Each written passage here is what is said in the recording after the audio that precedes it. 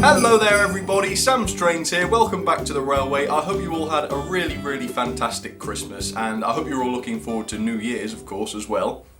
This is actually going to be my very last running session of 2017. It's the very last one. It isn't going to be my very last video. There's going to be one more, which I think is going to be on Saturday. And that very last video is going to sort of wrap the year up a little bit. And it's also going to talk a little bit about what's coming up next year. But no, as I said, this video is going to be a running session. And I thought I'd better just explain what it's all about. Although I'm sure some of you can guess. Now, obviously, I do lots of locomotive reviews. I do them sort of all year round. And I've done almost 80 this year, amazingly. And during those reviews I show you ratings for the locomotives of course, and from those ratings I generate a score for the engine, as you can see just on the screen now.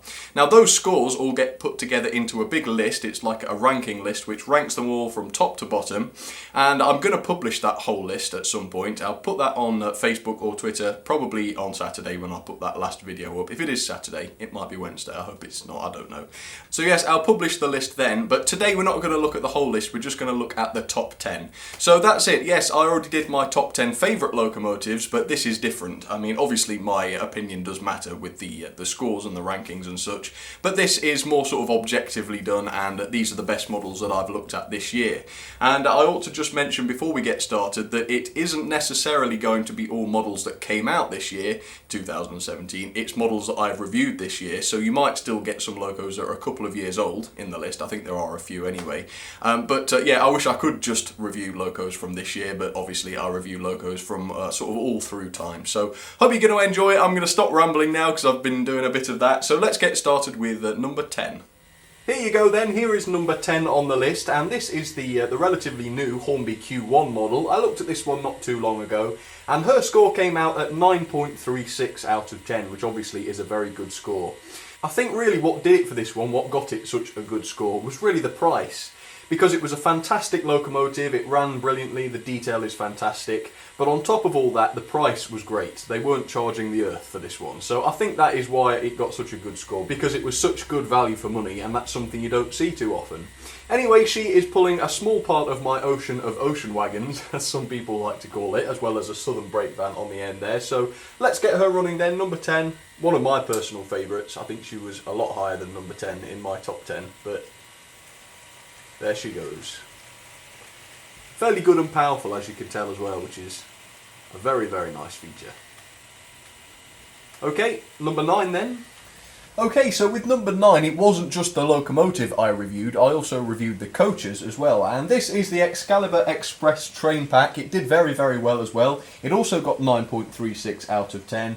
And really what got this so far in the ratings was just the fact that it was a good all-rounder. You know, the detail is fantastic, but the build quality, to be honest, is what did this. It's probably from Hornby's golden age. It's solidly built, it ran beautifully.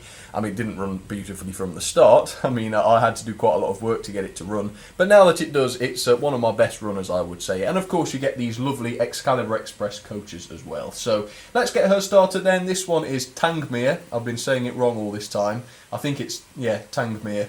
It sounds weird saying it that way, but apparently that is the correct way to say it. Right, let's get her started then. Here we go. A little bit of juice on the old controller. And look at that. Possibly my new favourite train pack. In fact, I would say it probably is my new favourite. Okay, number 8. Okay, and this one is the J15, the Holmby J15. I reviewed this one quite early on in the year, so it's quite a while ago, but I still remember really what made this one so good for me. She got a score of 9.45 out of 10, and the two things that really did this for me was firstly the build quality. The quality of this model is amazing. It's probably because it's only a small model, so they could spend more per square centimetre of the model, I don't know. But basically the body of the loco was made of cast metal, which is a lovely feature. The motor is beautiful, she can pull a lot, she weighs quite a lot as well. That is brilliant. And also the cost, I think it cost me less than £80. And you'll find that a lot of today's locomotives did very well in the value. And the value category has a lot more weighting than some of the others, because to me that is a very important element. Anyway, she's got a little train of tankers, as you can see, some various tankers. I've been asked to show some more tankers, so I thought I'd better do that. Anyway, here we go then, the J15, and now we've got all three engines running on all three lines. We better have a little running session with number 10, number 9 and number 8. There we go. There goes my J15. In the L&ER livery, of course. That was my favourite of the ones on offer. There's the mightily impressive Q1, also in the Southern livery. And I've decided I do prefer that one over the BR livery.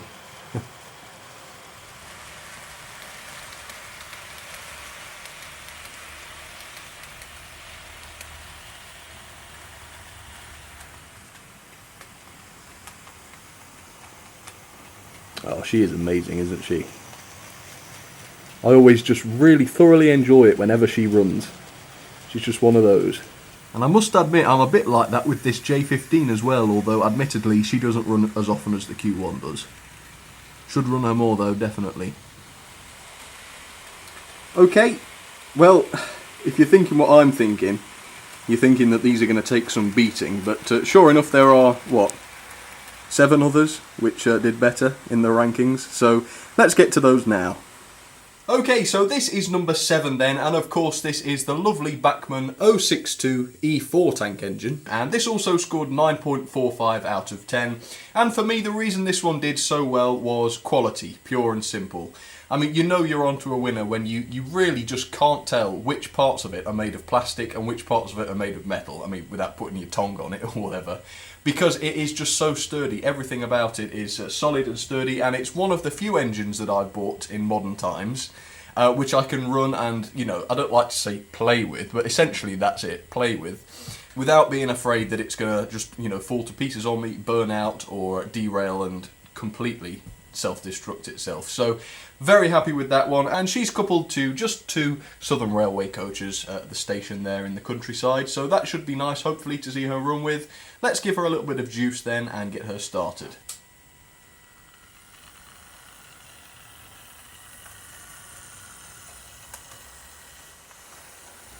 Okay, so this next one came in 6th place, and this is the Holmby B12, and she also scored 9.45 out of 10.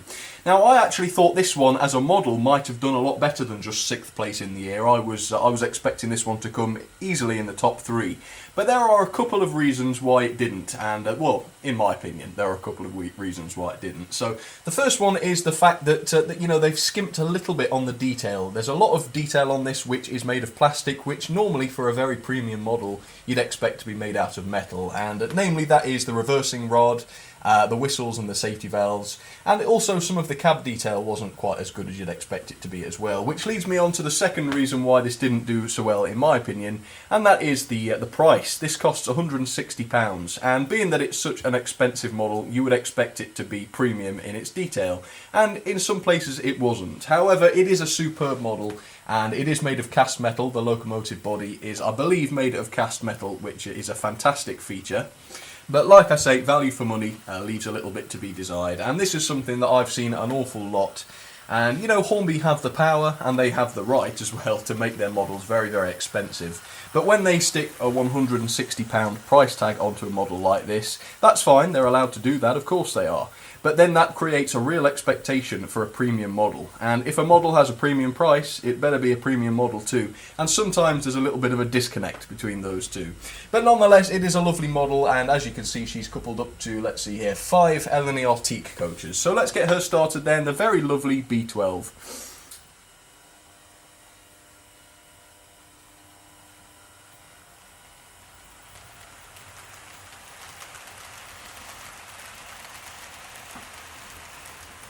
Okay, I was super surprised to find this one in the top 10, let alone at number 5, but this is number 5 and it scored 9.55 out of 10, and of course this is the Backman 108 DMU.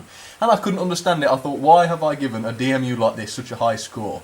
Well, casting my mind back to the review and looking at the model now, I can see why I did this. It was cheap, it cost me I think about £75 or something like that, and the detail on it is absolutely superb. It's got all the lights, it's got the cab detail, it's just superb, and it runs so nicely as well. So for whatever reason I decided to give it 9.55 out of 10, and I must say, looking back, I really can't disagree with that. It is a superb quality model which didn't cost the earth, which, as you're starting to realise probably, is something I hold quite highly. It's something I really do value. So let's get her started then, the Bachmann 108. And yes, sad for the diesel fans, but this is the only diesel engine that made it into my top 10.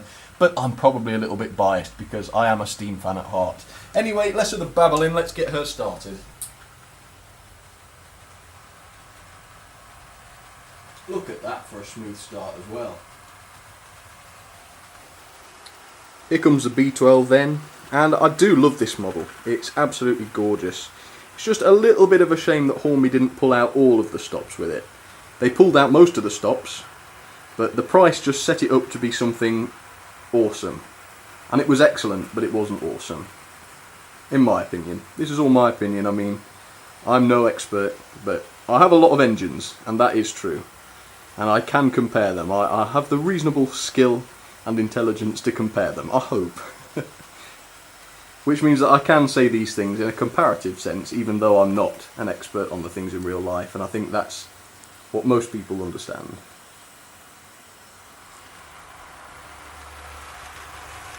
She's a sight though, isn't she, with a train? Absolutely fantastic. There's the 108, looking very lovely in the blue. I know a lot of people prefer the green when it comes to DMUs, but I think for a change it is quite nice to see the blue. Here comes the E4 round the curve. Oh, being caught up by the B12 now as well. That was an interesting sight. I don't think that's ever happened on the railway before. A very old-fashioned sort of southern region tank engine running alongside a big Excalibur Express.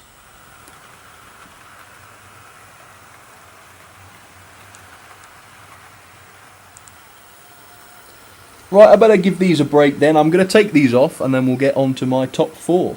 Well, yeah, it will be the top 4, won't it? So here is that number 4 then, and I'm so happy this one made it into the top 10, and I'm also so happy it's doing so well for itself. This is my Holmby M7, and it scored itself 9.55 out of 10, which is a fantastic score. And I think I might go out on a limb and say this is probably the best tank engine I've ever seen for £60. Yes, £60 is what I paid for this. And I might even go so far as to say it's the best tank engine I've ever seen, but maybe not. Maybe it's one of the top 3 or something like that. And I know Hornby have just re-released this model in a different livery, but unfortunately the livery isn't as sophisticated as it is on this. And bearing that in mind, the model is also twice the price, so it would never do as well in terms of value. But no, this one is absolutely superb. It's sturdy, it's beautiful as you can tell, and it's actually got a fair amount of power to it as well. So as you can see on the screen, she is actually pulling 3 coaches, although I think she could probably manage 4 without much of a problem.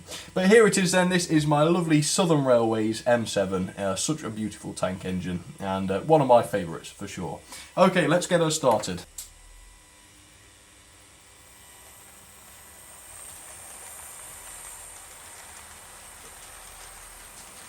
Okay, so now we're on to the top 3 then, and here she is, number 3. This is the Buckman Earle class, and I gave her 9.55 out of 10. Now really what won this one over was the detail and the performance. This loco can manage quite a lot of coaches, and it is only a 440. Now I have to admit this one was fairly expensive. It cost I think around £120 when I bought it. And even though that is quite a lot of money, I have to say that it is absolutely justified by the quality, the build, the detail and the performance of the model. I mean, it pulls a lot, it's got fantastic detail, and a lot of it is made of metal. So with this one I could really see where my £120 or whatever it was went and bought me.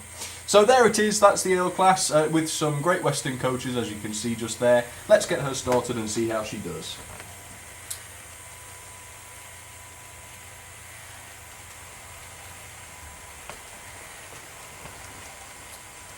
There we go, I do love some Great Western coaches. Okay, number 2 then. This is an absolutely superb model which I love for countless reasons. This is the Hormby D16. I reviewed this one quite early on in the year and it scored 9.64 out of 10, so very nearly a perfect score. And in fact, this one really had everything I hoped the B12 would have. It's sort of similar to the B12 in terms of detail, except it does have the metal safety valves, which is a nice touch.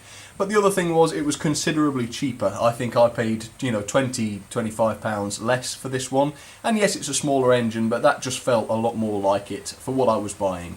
It's a superb model. It's also got a metal body, which means that it has a lot of weight, and by extension it can pull quite a few coaches. Although today I've just given it 4 because I don't want it to break a sweat too much. So here it is then, my absolutely fantastic D16. Possibly here because it's a 440 and I love 440s. But again, I have tried to review every loco I've ever looked at as objectively as is possible, being that I am quite passionate about some of them. Okay, let's get started then with the lovely D16.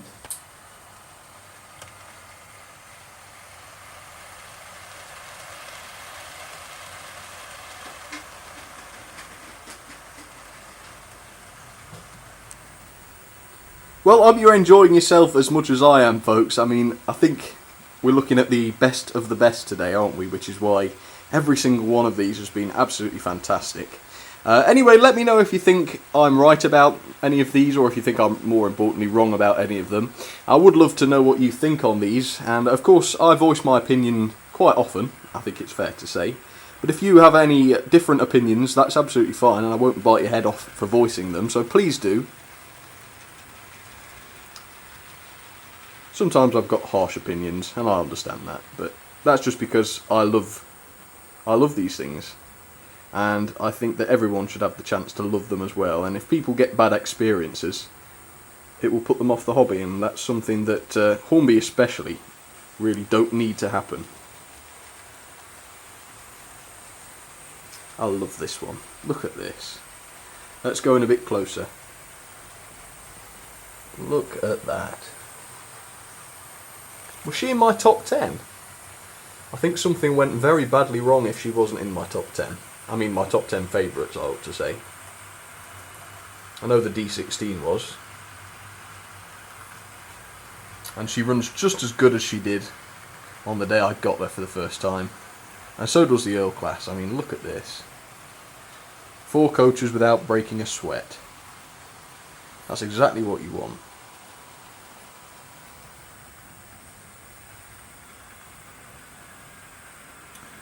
There goes the D16 hurtling towards us. I'm hoping the Earle class is not going to be too far behind. Otherwise we're going to be waiting for her for a very long time. Come on, Earle, where are you? She's keeping us waiting on purpose. No, there she is.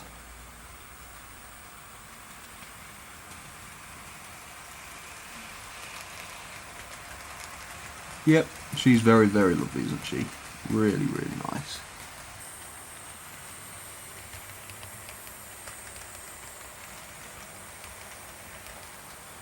Okay folks, well I think it's time I took these off, ready to make way for number 1 on my top 10. Some of you will already know what's coming, but for those of you who don't, you're in for a real treat. So I'll be right back in just a second then, and I'm looking forward to this. I'm not going to tell you a lie. This is going to be a good one. She's not run for a long while, so, well, she's run for me, but she's not run on the channel for a long while, so let's welcome her back. Here we go. And there she is then. This is the Holmby King class, and in fact this is the only locomotive this year that received a 10 out of 10 in all categories. I really could not fault her. In fact, I don't think I've ever given a 10 out of 10 to any other locomotive ever. If I'm wrong about that, please let me know in the comments, but I really don't think I have. Anyway, I have to confess that this one is obscenely expensive. This cost quite a lot of money. I think Hornby had it on their website for, I can't exactly remember, but it must have been about £170. I got this for more like 115 for Rails of Sheffield, and even though it's expensive, and even Hornby's full price was very expensive, but this is the one and only time that I would openly admit that this is worth every single penny. Yes, it's obscenely expensive, and that is a phrase that is true, but it is spot on every single count. The detail is absolutely out of this world. It performs like an absolute hero. It's quality, it's never lost a single piece of detail, it's got fantastic weight to it, and listen to what it can do. It's even got the sound on it, listen to this. Now Hornby have done this again more recently with the Castle class. I'm sure it's just as good a model as this one is, but unfortunately it costs £200, which is, you know, ridiculous. So it's a shame Hornby couldn't have done right by us a second time. And unfortunately, although I would absolutely love to buy one of those castles and do a review on it, it's not something I would ever do, because by buying a model like that and reviewing it, I would be promoting it by doing that, and unfortunately I really am against prices like that. With this one, it was, you know, extremely expensive, but you got what you paid for. I can't see how another £30 or £40 on top of that could really be justified. So, yeah, that's the thing with the castle, but this isn't about the castle. This is about an absolutely superb machine, which is the Holmby King class. And I would maintain that this is the best model in my collection. Alright, let's get those started. Let's have another whistle. Oh, listen to that. Let's get her started then, nice and slowly. I did show you a shot of these Great Western coaches, but here they go past you very nice and slowly. And yes, she's got the full DCC sound, TTS sound. Absolutely superb. Right, I'm going to hit the cruise button. Let's get her going nice and quickly. So if you haven't seen my review of the Hornby King class, do check it out. You should be able to find it on my channel. And if you have seen it, let me know in the poll. I'll post a poll. Is this the best locomotive I've reviewed this year? If you think it is, that's great. If you think it isn't, let me know in the comments which one, in your opinion, did better. That should be quite interesting. Just look at this. Unbelievable.